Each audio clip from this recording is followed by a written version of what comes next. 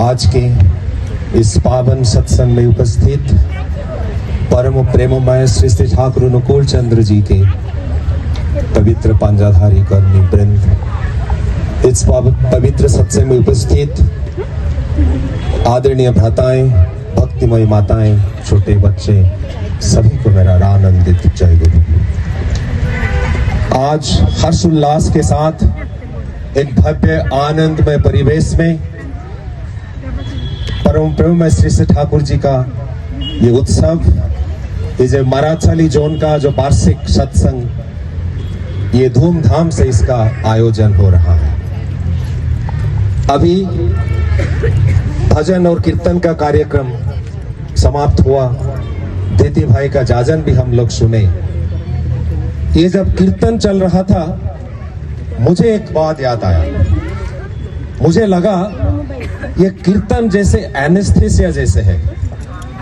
जब किसी का सर्जरी होता है, उससे पहले डॉक्टर लोग एनेस्थेसिया देते हैं। दर्द, जो यंत्रणा, वो चला जाता है, उसके बीच ऑपरेशन भी हो जाता है। जब हम कीर्तन सुनते हैं, ये मन का ज्वाला, अंतर का दर्द, जीवन का अशांति, ये चला जाता है।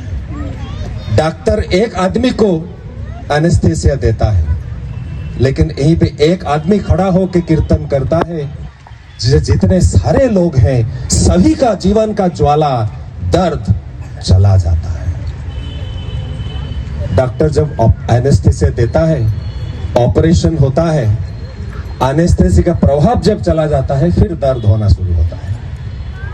ये कीर्तन का भी तो प्रभाव है। अब जब हम रोजमर्रा की जिंदगी में फिर वापस चले जाते हैं, फिर ये कीर्तन का जो प्रभाव शायद चला जाता है। क्या करना है? डॉक्टर जब पेशेंट को डिस्चार्ज करता है, बोलता है ऑपरेशन तो हो गया, लेकिन अभी लाइफस्टाइल ऐसे करना होगा।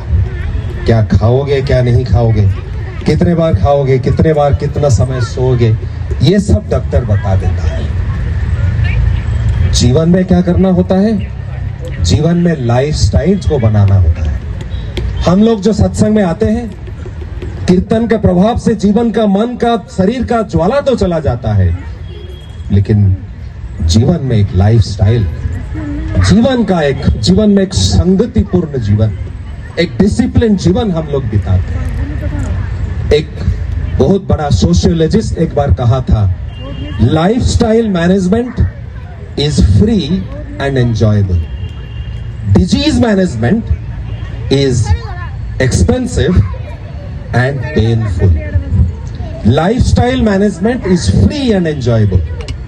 अगर लाइफस्टाइल को मैनेज करना है, ये तो जीवन को उपभोग कर सकते हैं, और ये फ्री है, कोई पैसा खर्चा नहीं करना नहीं होता। जो लाइफस्टाइल चल रहा है, उसको थोड़ा सजाड़ना है, उसको थोड़ा सुसंगत बनाना है, जीवन में उपभोग ही कर सकते हैं। और डिजीज मैनेजमेंट ये क्या है? ये तो पैसा लगता है और पेनफुल भी है। ये लाइफस्टाइल मैनेजमेंट जो सत्संगी है, सत्संग का जीवन है, ये एक आदर्श जीवन है, एक सुसंगत, डिसिप्लिन, श्रृंखलित जीवन है। ये लोग जो आते हैं, ये जीवन का अधिकारी होते हैं। एक उदाहरण हम लोग लेते हैं। जब कोई नौजवान जो कॉलेज में पढ़ाई कर रहा है या स्कूल में पढ़ाई कर रहा है, कुछ दुष्कर्म करता है, कुछ गलत काम करता है, लोग क्या बोलते हैं? लोग बोलते हैं, इसका माँ बाप क्या कुछ सिखाया नहीं, ये उसका माँ बाप ऐसे ही होंगे। अच्छा, मुझे आप बताइए, कभी कोई बोलता है उसका टीचर क्या सिखाया नहीं, उसका प्रोफेसर क्या सिखाया नहीं? कभी कोई भी ये सवाल नहीं करता है। सवाल करते हैं, उसका माँ बाप क्या कुछ सिखाया नहीं? क्यों ऐसे बोलते हैं? क्यों नहीं कहते हैं कि शिक्षक ने नहीं सिखाया, टीचर ने नहीं सिखाया, प्रोफेसर ने नहीं सिखाया? क्योंकि माताओं, भाइयों, शिक्षा विद्यालय में नहीं होता है, कॉलेज में नहीं होता है। शिक्षा का जो संपर्क, ये माता पिता के साथ है, जन्म के साथ है, परिवार के साथ है, वहां पे शिक्षा होता है। और ये पारिवारिक शिक्षा कैसे होगा? एक आदर्श जीवन कैसे एक बच्चा को मिलेगा, ये माँ बाप ही सिखा सकते हैं, अगर उनका जीवन आदर्श केंद्रित है। अगर उनके जीवन में आदर्श हैं, जीवंत आदर्श हैं, तो आपके बच्चे भी एक आदर्श जीवन का अधिकारी हो सकते हैं। आप लोग कभी पतंग उड़ाए हैं? जब पतंग हम उड़ाते हैं, उड़ाते उड़ाते उड़ाते बहुत ऊपर चला जाता है, हम बहुत खुश होते हैं कि बाकी जितने पतंग उड़ाने वाले हैं उनसे बहुत ऊपर मेरा पतंग है। खुश होते हैं, आनंद में मशगूल हो जाते हैं। पतंग ऊपर उड़ता जाता है, उड़ता जाता है। एक समय आता है और दिखता नहीं है, एक बिंदु जैसा दिखता है, इतना छोटा बन जाता है इसको देख भी नहीं सकते। तब जैसे छाती में कुछ हो जाता है, अरे कहाँ गया मेरा पतंग, कहाँ चला गया मेरा पतंग। तब कोशिश करते हैं उसको नीचे घिसने के लिए। जब खींचते हैं और दूसरा पतंग के साथ लपट जाता है, किसके साथ ये लटक जाता है और नीचे आने के लिए तैयार नहीं होता है। मनुष्य का जीवन ऐसा है। माँ बाप बच्चों को पढ़ाते हैं, बोलते जाओ ऊपर जाओ, पढ़ाई करो, पीएचडी करो, डॉक्टर बनो, इंजीनियर बनो, पैसा कमाओ, और ऊपर जाओ और ऊपर जाओ और ऊपर जाओ। और बच्चे दूर चले जाते हैं, इतना दूर चले जाते हैं बिंदु मात्र ही दिखने के लिए मिलता है, बच्चे दिखाई नहीं देते हैं। तब माँ बाप कोशिश करते हैं बच्चों को पास लाने के लिए, वो आने के लिए तैयार नहीं होते। ये है आज मनुष्य का जीवन। जीवन में अगर आदर्श नहीं होंगे, श्री ठाकुर कहते हैं जीवन में आदर्श अगर नहीं होंगे, चाहे जीवन कितना भी एनलाइटेड हो, उसका ऊपर जाना कितना भी एनलाइटेड हो, उसका पतन उतना ही एनलाइटेड होगा। जितना गौरवान्वित होगा उसका ऊपर जाना, उतना ही गौरवान्वित होगा उसका नीचे आना। यही है मनुष्य का जीवन। हम जब दुनिया में देखते हैं, बहुत सारे लोग ऐसे देखते हैं जिनके जीवन में ऊंचाई का शिखर में तो पहुंचे हैं, लेकिन जीवन उनका ध्वस्त विध्वस्त। श्री ठाकुर जी का वाणी है। ठाकुर जी कहते हैं, अर्थ विद्या चाहे कितना ही हो तुम्हारा, अगर हो तुम इष्ट हरा, रावण और दुर्योधन की तरह, चाहे कितना भी धन संपत्ति हो तुम जाओगे मारा। अर्थ और विद्या ये दो चीजें हैं जिसको लेके आदमी ऊपर जाता है। अर्थ का, रुपया पैसा का बलबूती से आदमी ऊपर जाता है, नहीं तो अपने अंदर ज्ञान है, विद्या है, बुद्धि है, उसके ऊपर जाता है। लेकिन ठाकुर जी बोलते हैं वो दोनों दो चीज होने के बावजूद अगर जीवन में इष्ट नहीं है, आदर्श नहीं है, गुरु नहीं है, तो मारे जाओगे। कैसे मारे जाओगे? जैसे रावण और दुर्योधन थे।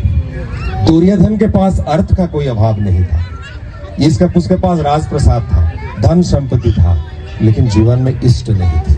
हमें पता है क्या हुआ उसका। रावण के पास धन संपत्ति था, और क्या था? रावण को कहते थे पंडित, ज्ञानी। उसके पास विद्या भी था, ज्ञान भी था, विद्या भी था। उसका क्या हुआ हमें पता है। दुनिया में सब देखते हैं, बहुत सारे लोग ऐसे हैं, अर्थ है, विद्या है, धन है, संपत्ति है, ज्ञान है, लेकिन वो मारे जाते हैं, जीवन उनका नष्ट हो जाता है।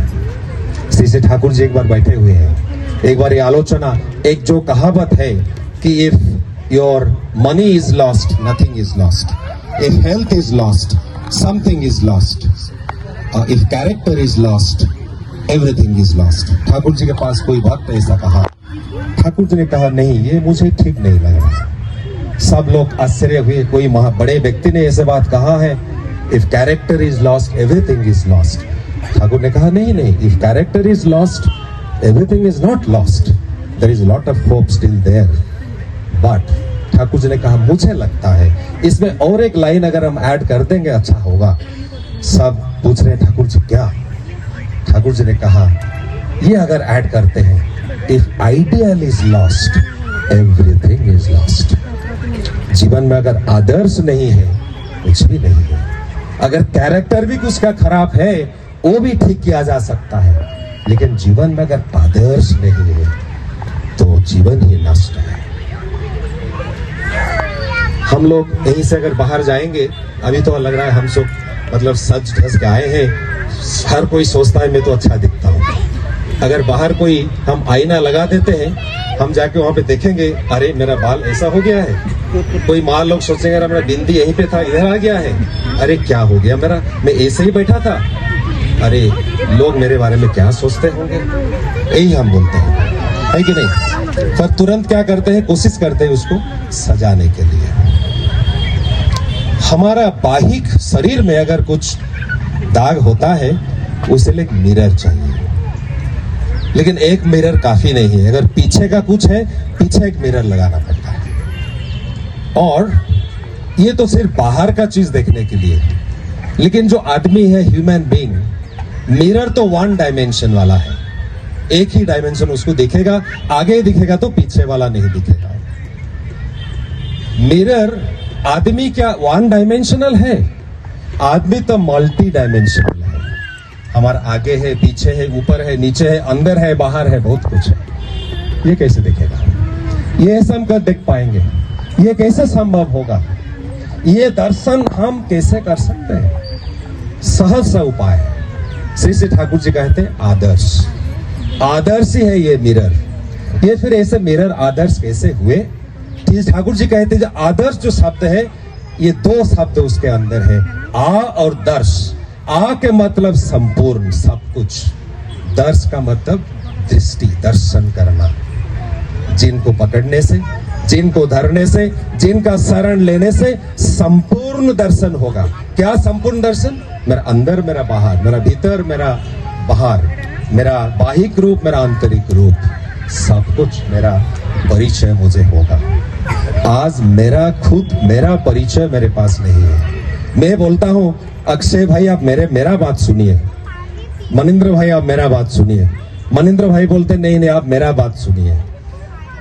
और मैं सोचता हूं सब कोई मेरे अनुसार चले, हर कोई ऐसा सोचता है, लेकिन मुझे तो परिचय मालूम नहीं है, मैं कौन हूं, मेरा परिचय क्या है, मैं कैसा हूं, खुद को पता नहीं है। मैं तो खुद मेरा अनुसार चलना मुझे मालूम नहीं है। मैं दूसरों को कैसे एक्सपेक्ट कर सकता हूं कि वो लोग मेरे अनुसार चले? जब जीवन में दुख आता है, कष्ट आता है, लोग बोलते हैं ये ग्रह दोष है, ग्रह का प्रभाव है। श्री श्री ठाकुर जी बोलते हैं ग्रह का प्रभाव है तुम्हारा मस्तिष्क। ये जो ग्रह है ये वृत्ति प्रवृत्तियां, शनि, राहु, केतु, ये सब एक एक वृत्ति का रिप्रेजेंटेटिव है, प्रतिबिंब है। अगर शनि का चलन होता है, अपने अंदर एक चरित्र, एक प्रवृत्ति का जागरण होता है। ये प्रवृत्ति को अगर कंट्रोल कर सकते हो तो, और ये ग्रह के बारे में ये पूजा करने का, तांत्रिक के पास जाने का कोई जरूरत नहीं है। तो ये वृत्ति प्रवृत्ति कंट्रोल होगा कैसे? इसको कंट्रोल के लिए श्री ठाकुर जी कहते हैं ग्रह दोषों को खंडन करने के लिए आग्रह चाहिए। ग्रह को खंडन करने के लिए आग्रह चाहिए। आग्रह आदर्श के प्रति, अपना मस्तिष्क, अपना मन, अपना आग्रह आदर्श के प्रति हम अगर जुड़ते हैं तो ये ग्रह खंडन हो जाएगा। तो ग्रह को खंडन करने के लिए जीवन में आग्रह चाहिए। अगर जीवन में वही आनंद चाहते हैं, मंगल चाहते हैं, तो उनको पकड़ना होगा। समय तो सीमित है, प्रसन्न भाई मेरे और देख रहे हैं, बार बार मुझे खत्म करना पड़ेगा।